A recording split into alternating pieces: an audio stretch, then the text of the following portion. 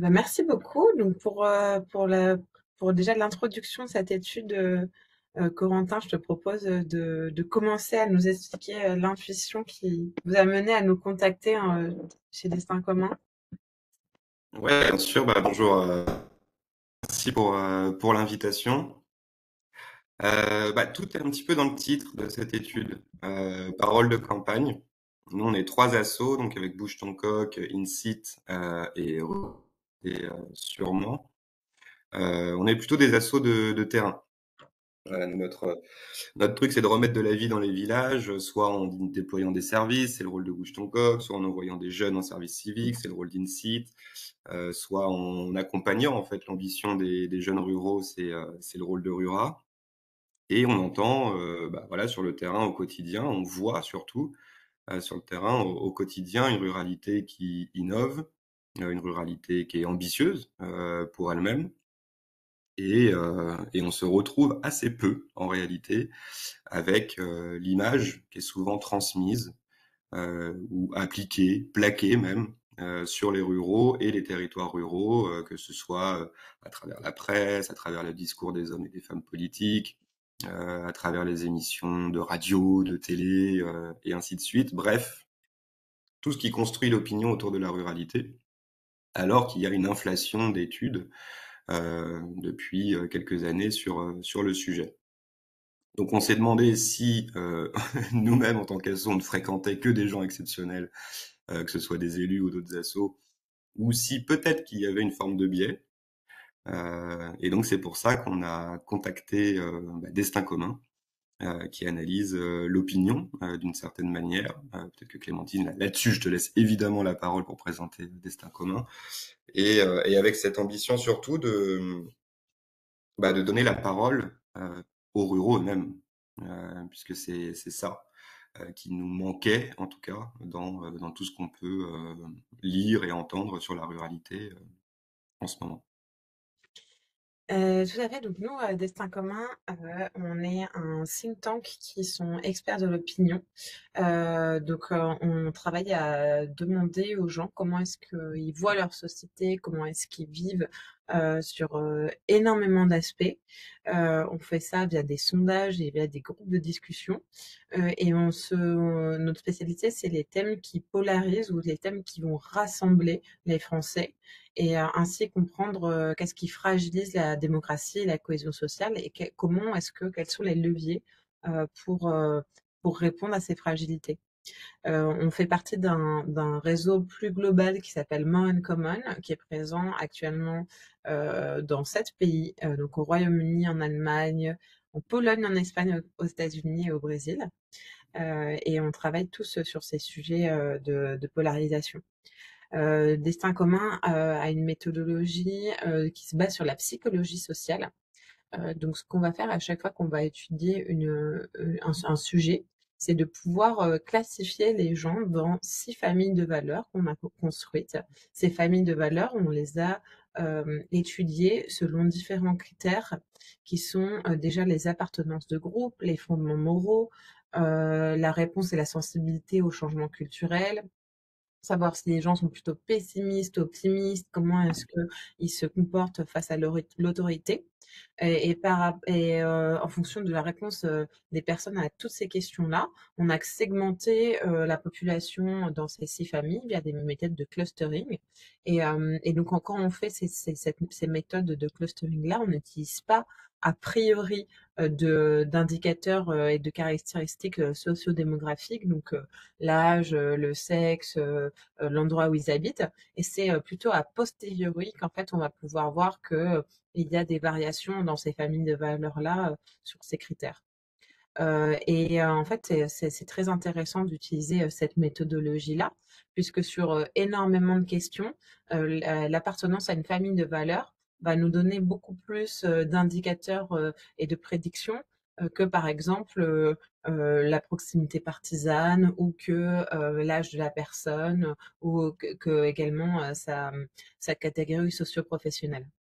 Donc les 6 familles de valeurs avec lesquelles nous travaillons, que nous avons élaborées, ce sont les militants désabusés, les stabilisateurs, les libéraux optimistes, les agentistes, les laissés pour compte et les identitaires. Je ne vais pas rentrer tout de suite dans le détail mais vous avez la présentation que vous avez pu lire là rapidement. Tout ça pour vous dire que ce qu'on a pu observer déjà nous en faisant la première partie de notre travail de cadrage sur la ruralité via notre sondage, c'est que il y a certaines familles de valeurs qui sont plus représentées en ruralité, et donc c'est celles que vous allez voir popper ici et là dans la présentation. Ce sont d'abord les militants désabusés, les stabilisateurs, les laissés pour compte et les identitaires.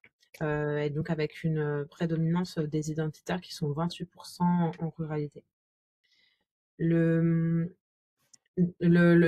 comme l'a dit Corentin, le premier objet de cette étude, c'était déjà de comprendre qu'est-ce que la ruralité, et de comprendre aussi, donc on a fait un énorme travail de cadrage statistique. Donc pour rendre cette présentation un petit peu dynamique, je vais vous inviter à répondre à un petit quiz. Alors, j'essaie de voir quelle est la meilleure manière de euh, est-ce que vous pouvez, je veux dire, moi je n'arrive pas à vous voir et en même temps à partager mon écran. Là, vous voyez plus mon écran, c'est toujours? Oui, très bien. Eh bien, je vois, par contre, je vois, on ne peut pas voir tout le monde en visio, mais ce que je vous propose, c'est il y a un chat. Ouais, il y a un chat disponible. Eh bien, je vous propose dans le chat de mettre vos réponses. Est-ce que vous pensez qu'aujourd'hui, quel est le pourcentage de personnes vivant en zone rurale? Est-ce que c'est 24, 33, 42 ou 51%? Et on pourra voir quelle est. Donc, il y a une réponse à 33%. Je vous invite à taper vos réponses pour qu'on voit. OK. Ah, c'est bien, il y a des gens qui font le signe avec Ouais. les émotions. C'est bravo. Ok, donc 24, 42. Ok, on voit qu'il y a une petite, pas mal de différences de réponses avec quand même pas mal de 33%. Et du coup, alors, on va pouvoir s'arrêter là, je vois, ok. Donc, quand même pas mal d'hésitations au sein de ce groupe, et c'est bien normal, puisque c'est pas une statistique, en fait, qui est énormément connue, mais actuellement, au sein de la population française, il y a 21,5 millions d'habitants qui habitent en zone rurale, donc 33% de la population. Pour définir qu'est-ce que c'est la ruralité, nous, c'est une grande question qu'on s'est posée au cours de cette étude. On a utilisé en fait la grille de l'INSEE qui distingue 7 niveaux de densité. Et donc les trois derniers niveaux, donc avec la plus le plus bas niveau de densité par commune, sont les communes qui sont dites rurales, donc ça correspond aux bourgs ruraux, le rural à habitat dispersé, le rural à habitat très dispersé. Euh, Sachant qu'en fait, il y a 47% de la population rurale qui est dans les bourgs ruraux, 46% dans le rural habitat dispersé et seulement 8% dans le rural habitat très dispersé. Et quand même, ça représente 30 772 communes, toutes ces communes rurales. Et ce qui est très intéressant, surtout en fait, quand on a fait ce cadrage-là, c'est que ça nous a permis, nous, de nous dire que au sein de notre échantillon de répondants de notre étude, on voulait qu'il y ait beaucoup de ruraux, donc on faisait attention à ce critère-là, et ça nous a permis de nous rendre compte que habituellement, dans les enquêtes d'opinion, il n'y a que 20% de ruraux qui sont représentés parmi les répondants. Donc ça montre que quand on parle de cette ruralité qui est effacée, c'est déjà le cas quand on rend compte de l'opinion des Français, puisque comme ce critère-là ne fait pas partie des critères de représentativité, il a tendance à être, les ruraux ont tendance à être sous-représentés. Nous, la méthodologie de l'enquête qu'on a mis en œuvre, nous d'abord une enquête quantitative via un sondage auto-administré en ligne auprès de 3500 personnes qui étaient représentatives de la population française. Et comme je vous disais, on a aussi veillé à ce que l'échantillon de ruraux soit représentatif lui-même de la population rurale en termes de sexe, d'âge, de profession et de région d'habitation. Et on a eu 1557 ruraux qui ont répondu. Donc ça nous a permis de pouvoir aussi comparer tout au long de l'enquête sur différentes questions, les comportements, les habitudes et l'opinion des ruraux contre celle des urbains. On s'est également appuyé sur une enquête qualitative pour faire cette étude-là avec 4 groupes de discussion, avec les 4 familles de valeurs qui sont présentes plus fortement en ruralité, que je vous ai décrit tout à l'heure. Le petit test qu'on vous avait fait tout à l'heure, et donc pour vous, il y avait pas mal de 24 et 33%, mais en fait, quand on pose la question aux ruraux et aux urbains de savoir, à leur avis, quelle est la proportion de la population vivant en milieu rural, ils ont tendance tout le temps à le surreprésenter. Donc, ruraux et urbains pensent qu'il y a environ 48% en moyenne de population rurale, alors qu'elle n'est que de 33%. Donc ça montre que bien que la ruralité est disons que ce qu'est aujourd'hui la vie en milieu rural, on a du mal à se la représenter. C'est quand même très important dans l'identité française et donc on a tendance toujours à la surreprésenter. Pareillement, on a demandé aux personnes, à leur avis, quelle est la proportion d'agriculteurs au sein de la population active vivant en milieu rural. Et les deux échantillons, les ruraux et les urbains, ont tendance à nous dire que ça va être environ un tiers de la population active, alors qu'elle n'est que de 6%. Et donc ça montre aussi tout un imaginaire aussi paysan qu'on va rattacher à la ruralité qui a aujourd'hui beaucoup évolué sur ces aspects de métier. Et donc ça présente en fait globalement que les Français ne savent pas très bien ce que signifie le mot ruralité. Et là, c'est Chantal, 45 ans, qui habite dans l'Eure, qui nous disait mes grands-parents me disaient qu'ils vivaient à la campagne, on ne disait pas le mot ruralité, je pense que c'est plus dans les mœurs de dire campagne. Et puis c'est plus joli, on va à la campagne. Et ça, globalement, c'est quelque chose qui est énormément revenu parce que quand on demande aux gens est-ce qu'ils se disent ruraux, il y en a très peu qui vont utiliser ce terme. Deuxième petit quiz. À votre avis, aujourd'hui en France, quel pourcentage de ruraux se sentent mal représentés par le Sénat? Est-ce qu'il s'agit de 26%, 47%, 61% ou 78%? Et je retourne pour vous voir. Alors, je vois des points levés. 47%, 47%, 47%, 78, 61. Pas mal de 47.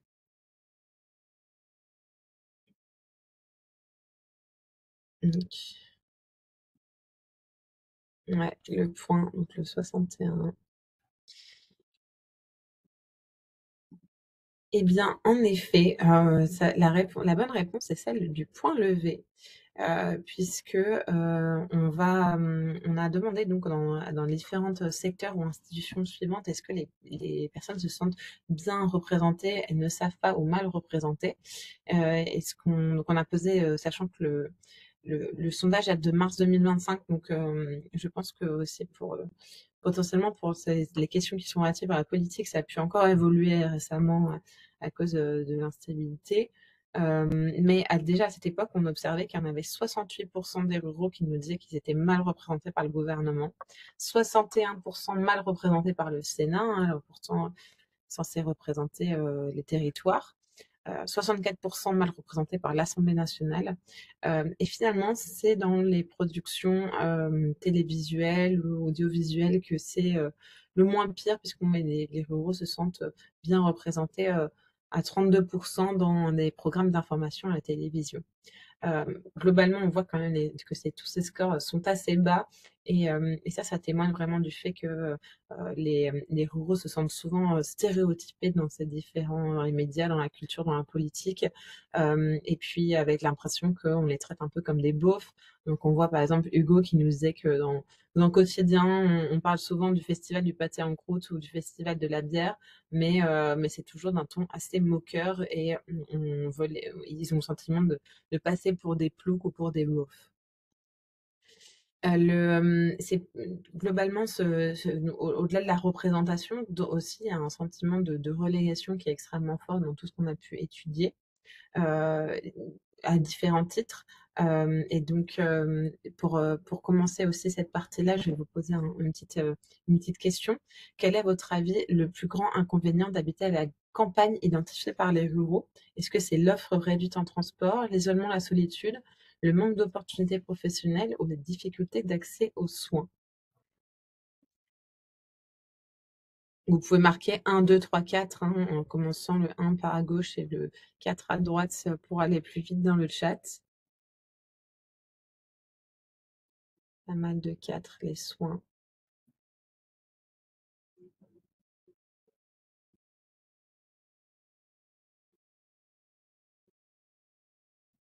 Ouais. Il y a un assez grand consensus quand même pour le 4. Alors, eh ben, sur ça, Corentin, je te laisse prendre la parole. Ouais, avec plaisir. En effet, c'est vrai qu'il y a on a observé dans l'étude qu'il y avait même une forme d'unité au sein de la population rurale qui était motivée quelque part par les difficultés d'accès aux services. Euh, alors, ce qui tombe relativement juste par rapport à nous, notre activité Bouge ton coq, qui est précisément de remettre des services à la campagne. Euh, le quiz l'a un tout petit peu suggéré quand même, mais là, les chiffres sont très clairs. Euh, le transport, c'est la mère de toutes les batailles, évidemment. En zone rurale, c'est lié à l'isolement de certains habitats, au caractère diffus de l'habitat, bien entendu. Euh, et ça, bon, à part la puissance publique ou quelques solutions palliatives quelque part, que beaucoup d'associations tentent, hein, c'est un tout petit peu difficile de s'y atteler seul.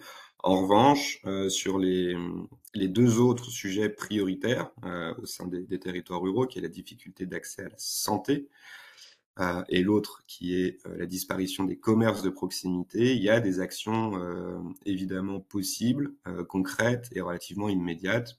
Nous, on en produit deux. Euh, Concernant l'accès à la santé, on a cofondé une association qui s'appelle Médecins Solidaires.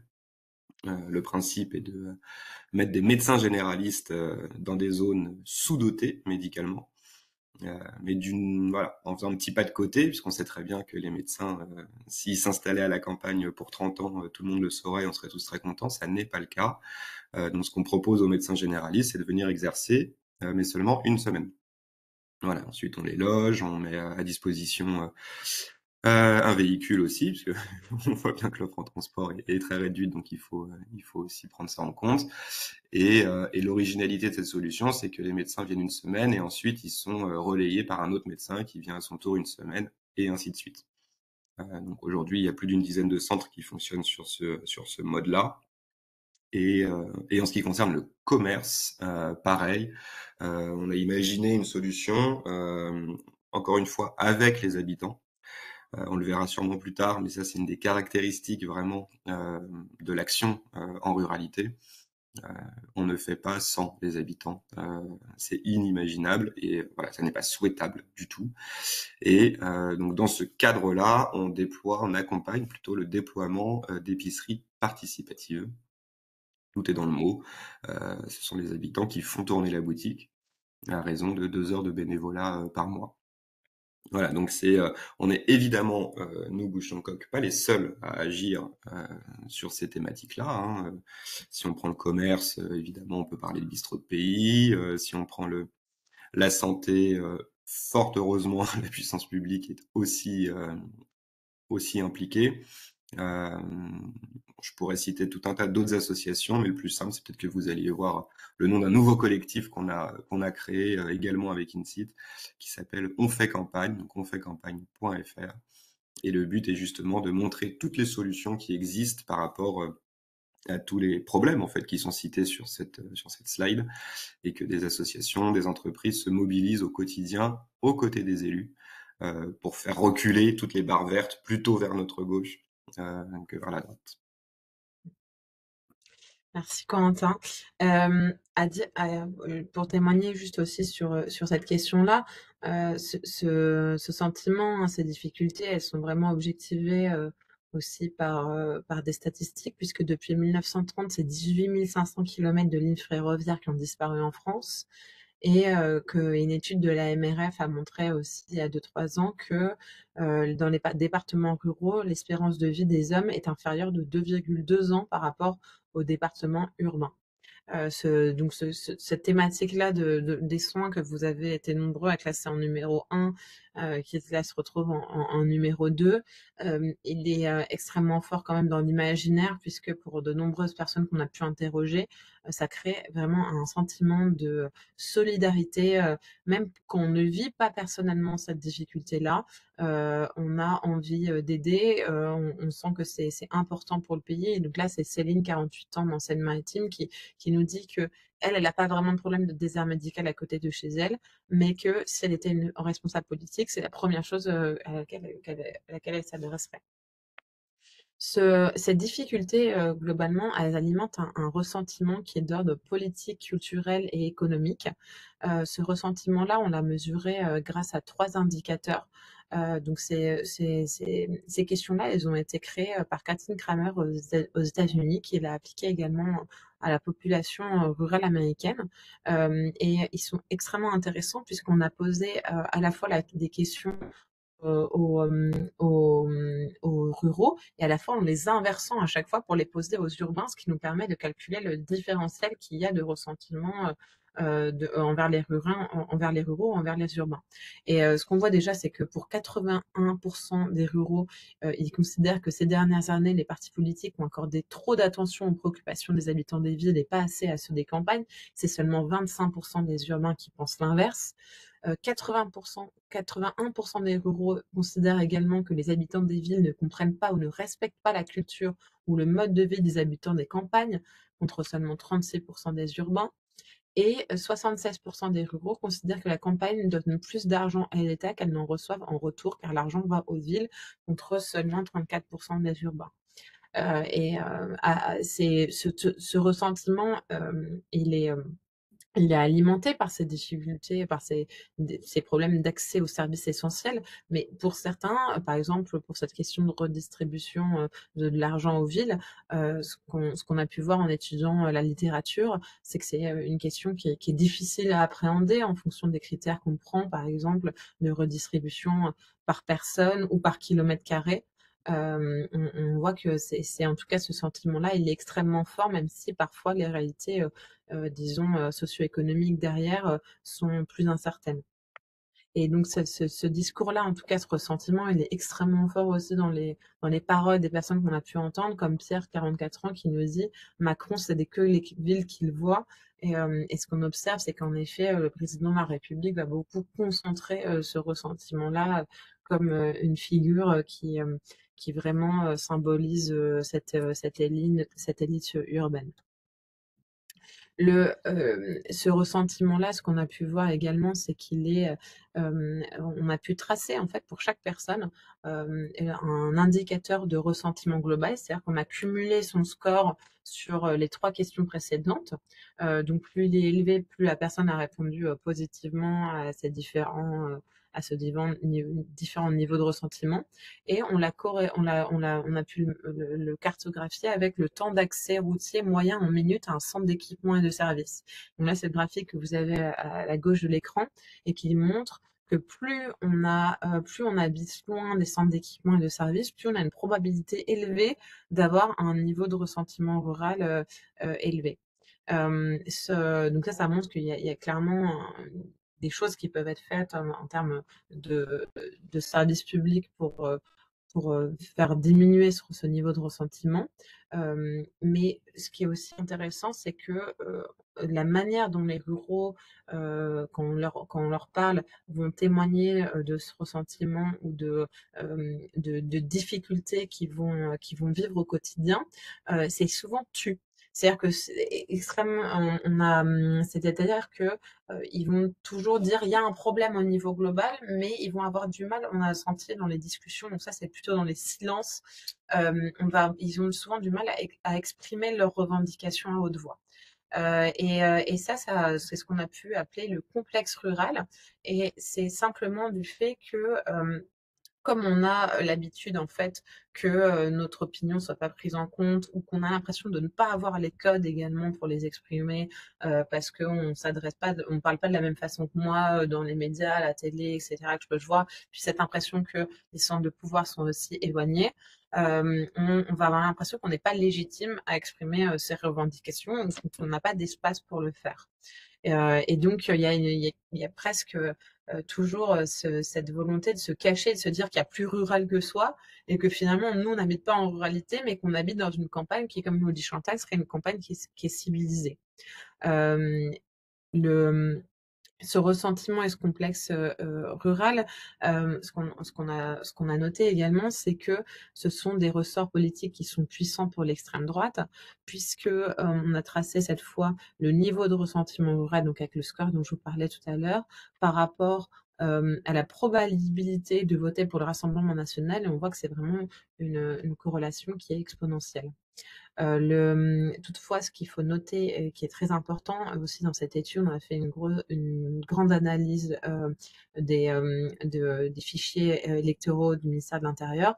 Et ce qu'on a pu se rendre compte quand on regarde les différents niveaux de densité dont on a parlé tout à l'heure, en fait, la différence, la fracture ne se fait pas tellement entre la ruralité et les villes, mais elle se fait entre les grands centres urbains et les autres territoires, puisqu'on voit que c'est tout de suite quand on arrive au centre urbain intermédiaire, donc le deuxième échelon de densité, le vote pour le Rassemblement national passe de 24% à 37%, et finalement il ne montre qu'à 43% en différence dans le rural habitat dispersé, il va même redescendre à 39% dans le rural habitat très dispersé.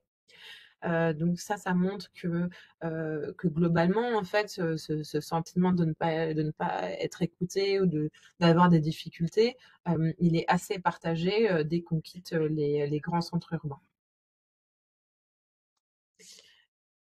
On va passer à une troisième partie parce qu'après, ça te posait la question de qu'est-ce qui unit les ruraux en termes de difficultés. On s'est aussi posé la question de savoir, mais finalement, qu'est-ce que sont aujourd'hui les ruraux et par rapport aux images qu'on va projeter sur eux régulièrement dans la presse, dans les médias.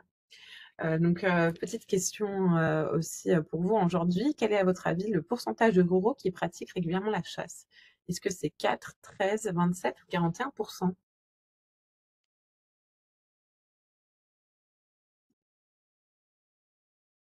On a pas mal du 4, du 13,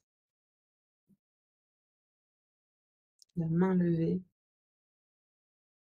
4.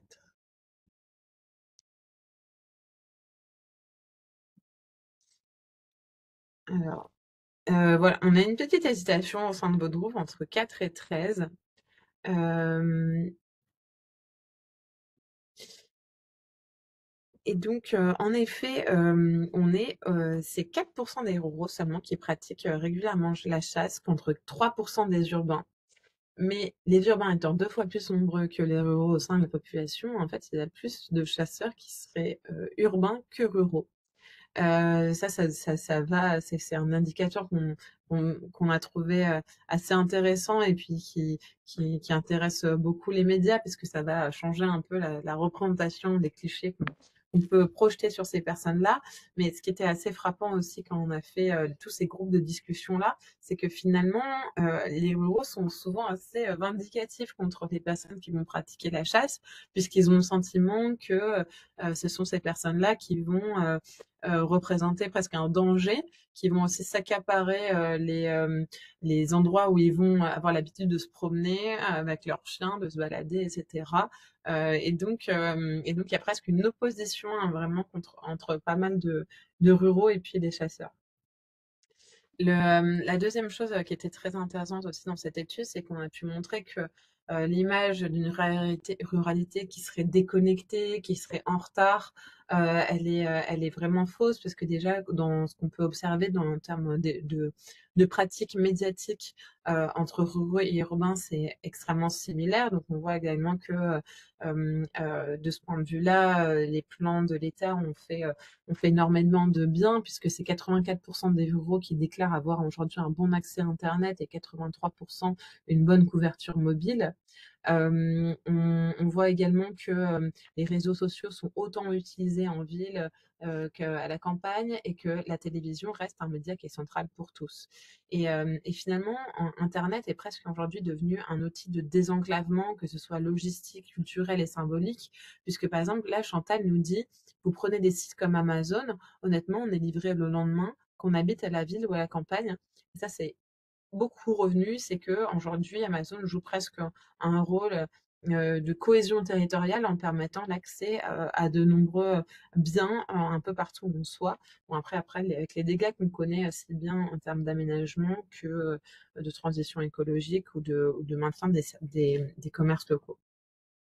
Une autre chose qu'on a pu observer en termes de comparaison entre les ruraux et les urbains, c'est que finalement, il y a beaucoup moins de fractures que de convergence, puisqu'on voit déjà qu'au niveau du bonheur individuel, on a le même niveau de satisfaction de sa vie, qu'on soit en ville ou à la campagne, avec environ 51% de personnes qui se disent satisfaites de leur vie. Et ce bonheur individuel est mis en perspective d'un pessimisme collectif qui est extrêmement élevé à la fois en ville et à la campagne, avec 11% des ruraux et 17% des urbains qui nous disent seulement que le pays va dans la bonne direction, et au contraire 89 et 83% qui nous disent que le pays va dans la mauvaise direction. Donc ça, c'est un trait qui aujourd'hui se révèle très français d'avoir ce pessimisme-là et cette opposition avec un bonheur individuel qu'on retrouve depuis très longtemps dans nos enquêtes. Ce qui est aussi dans l'étude qu'on a pu apparaître, c'est qu'il y a également une convergence en termes de lecture de la société aujourd'hui, de ce qui va nous diviser et des aspirations qu'on peut avoir, puisque pour les ruraux comme pour les urbains, les trois premières divisions les plus fortes dans la société, ce sont les riches contre les pauvres, les personnes immigrées, les personnes nées en France, et la gauche et la droite. Et cette fracture entre ville et campagne apparaît que au cinquième rang, avec 23% des ruraux qui la pensent très importante et 20% des urbains, pareil, qui classent dans leur top 3. Dans les aspirations ruraux comme urbains, pour une société française idéale dans 10 ans, on retrouve dans le podium les trois mêmes adjectifs qui sont respectueuses de l'environnement, humaine et juste. Là, aussi, le fait que la fracture également, qui est beaucoup aujourd'hui, qui ressort dans les médias, notamment par exemple sur la question des ZFE ou sur la question des énergies renouvelables, une fracture qui serait liée à la transition écologique, elle est aussi à relativiser, puisque ce qu'on a montré dans cette étude, c'est que les ruraux sont au moins aussi écolos que les urbains, que ce soit déjà dans la manière dont ils se revendiquent eux-mêmes écologiques, écologistes, on retrouve les mêmes proportions au sein des ruraux que les urbains, aussi, et également dans les gestes qu'ils peuvent avoir au quotidien, puisque si les ruraux utilisent un peu plus la voiture, ils utilisent beaucoup moins l'avion. S'ils mangent un peu plus de viande, finalement, ils font beaucoup plus attention à leurs déchets. Et puis, ils vont également consommer plus de produits locaux et de saison. La dernière partie de cette étude, et je vais essayer d'être rapide pour vous laisser le temps de vous poser des questions, c'est une partie qui est consacrée au modèle rural, puisqu'après ça te dit, bon, finalement, qu'est-ce que n'est pas la ruralité? On s'est demandé aujourd'hui qu'est-ce qui unit, qu'est-ce qui rassemble les ruraux, et ce qu'on est arrivé, c'est un véritable modèle qui va inspirer également toute la France entière. Ce modèle-là, la première chose, c'est une aspiration qui est très partagée, celle de la tranquillité. Puisque là, on a demandé aux gens qu'est-ce qui les a amenés là où, à habiter là où ils sont. Et on voit que pour les ruraux, on arrive à 61% qui vont prioriser la tranquillité et le calme du lieu, contre seulement 37% des urbains. Et c'est quelque chose qui revient extrêmement souvent avec en fait différentes définitions de la tranquillité en fonction de la famille de valeurs dont on fait partie. Avec par exemple les identitaires qui vont dire que cette tranquillité, là pour eux, c'est une tranquillité sécuritaire. C'est-à-dire finalement qu'on va être entre soi, qu'aussi il va y avoir des régions dans lesquelles il y a moins d'immigration, voilà, on se sent plus en sécurité au quotidien. On va avoir pour les stabilisateurs, plutôt une définition de la tranquillité qui est tournée autour de la convivialité. C'est-à-dire que c'est la ruralité, on est tranquille parce qu'on peut aussi échanger avec son voisin, qu'on va avoir une vie locale, une vie sociale qui est reliée à son village.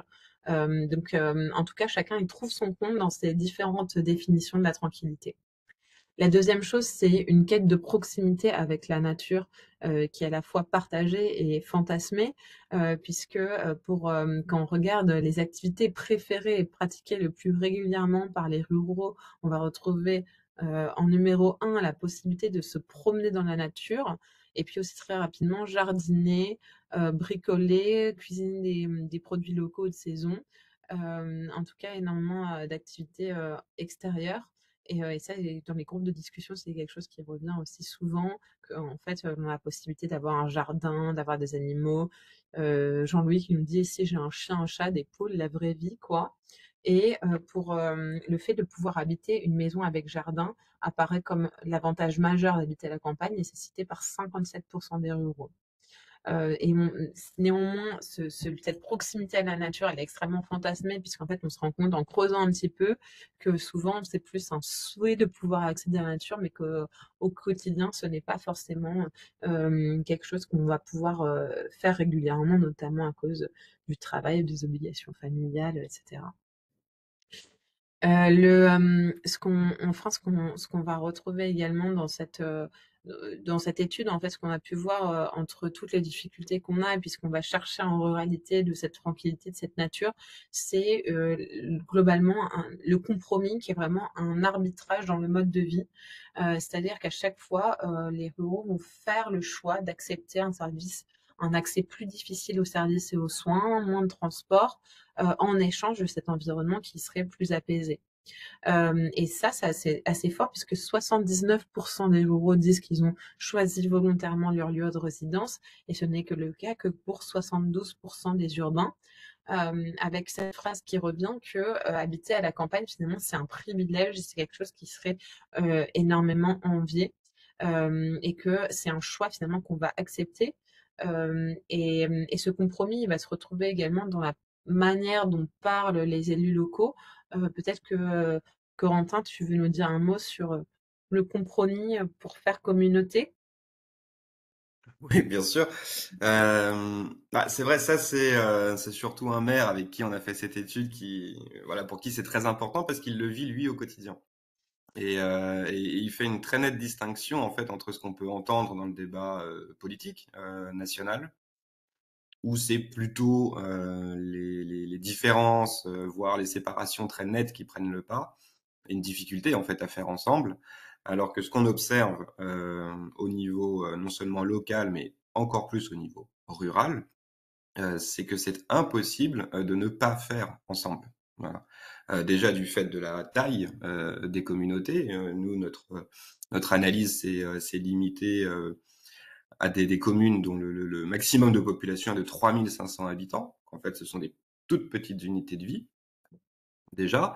Et puis surtout, tout le monde se connaît en réalité. Tous ceux qui sont au conseil municipal, tous ceux qui sont dans les assos locales et qui veulent agir, se connaissent. En dépit de leurs différences, parfois idéologiques, parfois sur tel ou tel dossier pour la commune, ils sont bien obligés et ils sont surtout très volontaires pour pouvoir travailler main dans la main. Donc ça, c'est vraiment ce qu'on observe et c'est une chance sûrement d'avoir autant de communes en réalité, parce que ce sont autant d'espaces dans lesquels s'élabore une manière de faire de la politique quelque part ensemble, voilà, au-delà de toutes les différences. Mmh. Est-ce Alors que moi, tu veux que je fasse celle-là aussi? oui, je veux bien. Ouais, très bien. Bah, on arrive, hein, presque au bout de la présentation et c'est vrai que cette dimension sur le récit rural, on parle aussi beaucoup de guerre de récit en ce moment, et cetera. C'est des choses qui sont pas seulement à la mode, hein, on l'observe et c'est très agissant et donc on a aussi, nous, envie de prendre notre part en proposant cette étude, au plus grand nombre, à vous déjà, hein, pour que vous puissiez la porter et porter ce récit-là euh, qui quelque part nous dit quoi? C'est que les représentations sur la ruralité doivent être actualisées. Voilà. Sortir évidemment des stéréotypes, sortir évidemment des clichés. Ça, c'est la première des choses à faire. Mais en fait, porter le message d'une ruralité qui n'est pas seulement subie, qui n'est pas seulement confrontée à des difficultés. On les a vues, certes, mais la volonté d'en sortir et la capacité à en sortir, ça, c'est quelque chose qui est nettement moins dit, nettement moins vu. Et c'est pourtant la racine, on pense, en tout cas, de la reprise en main d'une ruralité qui soit positive, innovante, dynamique et en réalité fière d'elle-même. C'est ça qui nous apparaît le plus nettement dans cette étude. Quand on voit la citation d'un habitant dans la slide précédente où on dit que c'est un privilège avec un P majuscule, la ruralité est choisie. Euh, c'est pas du tout l'endroit dans lequel on arrive en fin de course, clairement pas, clairement pas. Euh, et donc ça, je pense que c'est très très utile de pouvoir le montrer. En effet, quand même, pour compléter ce que disait Corentin, l'engagement local, on a pu mesurer et ressentir tout au long de l'étude que c'était un levier vraiment de dignité et de transformation et qui vient contrer hein, ce qu'on a pu décrire plus précédemment du complexe rural. Ça, c'est ce qui aussi sauve, entre guillemets, hein, les campagnes, c'est ce rapport à cet engagement et notamment via le maire, hein, donc qui n'est pas, qui nous aussi, on pense nous qu'il faut parler plus et mieux des municipales dans le débat public et ce dès maintenant, malgré voilà l'actualité qui peut pousser sur d'autres sujets. Parce que pour là ce qu'on voit c'est que il y a énormément il y a 54% des ruraux qui connaissent leur maire personnellement et que ça, c'est aussi une façon de pouvoir modeler son environnement local pour mieux y vivre, de pouvoir faire des projets communs pour s'adapter. Et on voit par exemple Pierre, 44 ans, dans l'Hérault, qui nous dit que lui, le moment finalement où il a commencé à s'engager, à la base, c'était juste pour avoir la fibre, parce que je cite, c'est invivable de bosser sans. Et puis finalement, ça l'amène à être sur une liste pour les municipales et puis à faire bouger les choses. Et ça, c'est un levier démocratique qui est absolument énorme. La dernière question que j'ai pour vous, c'est à votre avis, quel est le pourcentage de Français qui estiment qu'on devrait davantage s'inspirer des zones rurales à l'échelle de la France? Est-ce que c'est 35, 48, 67 ou 80%?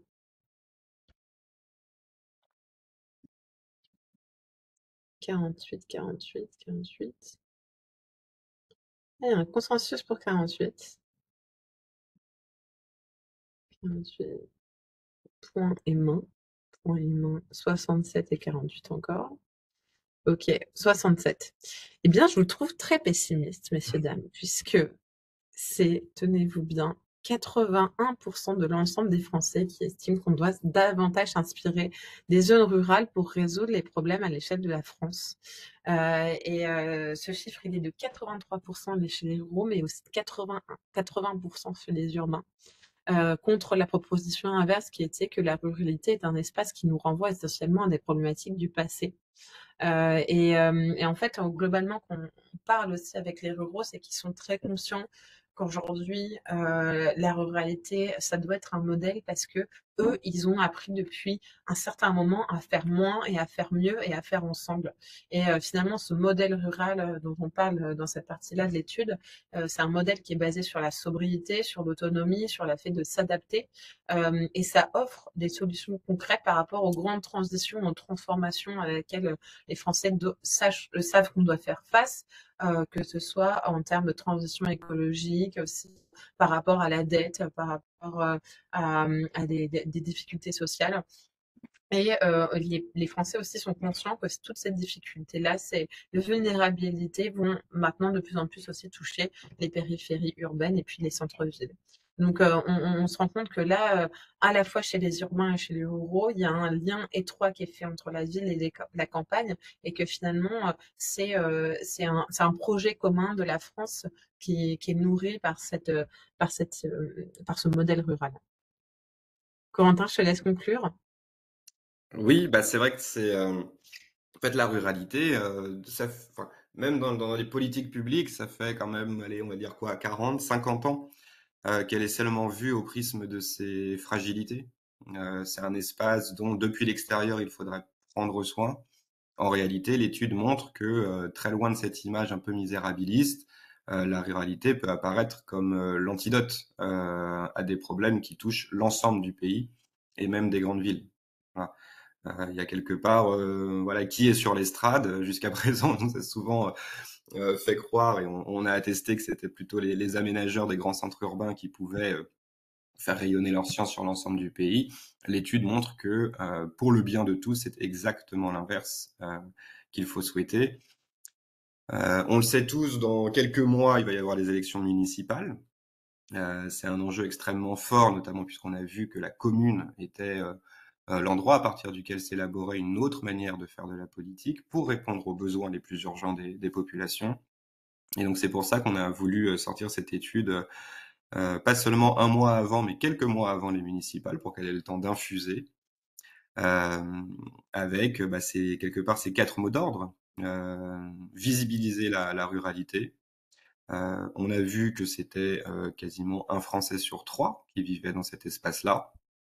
Or, quand on sonde la population française, eh bien, les ruraux n'apparaissent pas ou très peu ou de manière marginale dans les résultats de ces enquêtes. On sait très bien que les sondages pour la fabrique des politiques publiques et même l'atmosphère générale dans le pays est très importante. Donc ça, c'est vraiment quelque chose à résoudre. Il faut se mettre à l'écoute de ces populations. Euh, c'est ce qu'on a fait, ce qu'on a tenté de faire en tout cas, à travers l'échantillon qu'a fabriqué Destin commun et puis le fait d'avancer en termes de focus group et pas seulement en enquête quantitative. Nous aussi, hein, les élus avec qui on travaille, les associations avec qui on travaille, on passe notre temps à se mettre à l'écoute des populations. C'est souvent dans les salles des fêtes et autres, mais il y a tout un tas de leviers et d'outils qui sont possibles et mobilisables. Adresser, tant que les problèmes majeurs de la ruralité ne seront pas résolus, il y aura toujours ce sentiment du complexe, cette impression de relégation et quelque part cette colère qui fait prospérer des gens qui n'ont rien d'autre à vendre que d'exciter davantage la colère et non pas de résoudre des problèmes. Donc ça, on pense que c'est vraiment quelque chose de prioritaire. Et puis s'inspirer, on l'a vu, évidemment, 81% de la population française dit que la ruralité a des solutions, non seulement pour elle-même, mais aussi pour eux. Et donc, bah, c'est ça qu'on souhaite transmettre au plus grand nombre. L'engagement citoyen a un creuset aujourd'hui en France, il est à la campagne. Et voilà, bah merci beaucoup de nous avoir écoutés.